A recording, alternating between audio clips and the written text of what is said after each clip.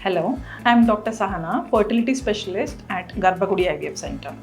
Today we'll discuss regarding PCOS. PCOS is polycystic ovarian syndrome. It is one of the most common endocrine disorder we see in women of reproductive age group. Usually PCOS patients, they present with irregular menstrual cycles, which means either absent periods or delayed periods or any sort of irregular cycles, and also they may present with obesity, increased facial hair growth and infertility. The PCOS is considered as one of the most common cause of female factor infertility. In PCOS, there will be insulin resistance and hyperandrogenemia. Normally, insulin is required for the absorption of the glucose. So, in PCOS, they'll have insulin resistance, due to which the blood glucose levels will be increased, and hence these patients also they'll be more prone for going into type 2 diabetes in future. And hyperandrogenism. Normally androgens are male hormones, and to some extent they are present in normal females also.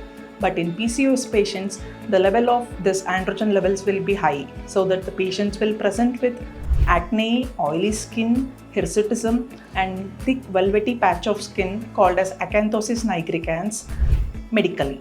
And we can diagnose this polycystic ovarian syndrome or polycystic ovaries in the ultrasound, where we count the antral follicular count. So in one section, if the antral follicular count is more than 12 in either of the ovary, or if the ovarian volume is more than 10 cc in either of the ovary, we consider it as polycystic ovarian morphology. What are the long-term implications seen in PCOS? As I said, there will be hyperinsulinemia. These patients are more prone for type 2 diabetes in future, and also as there will be anovulation, they will be at increased risk for endometrial cancer. Then coming on to the management.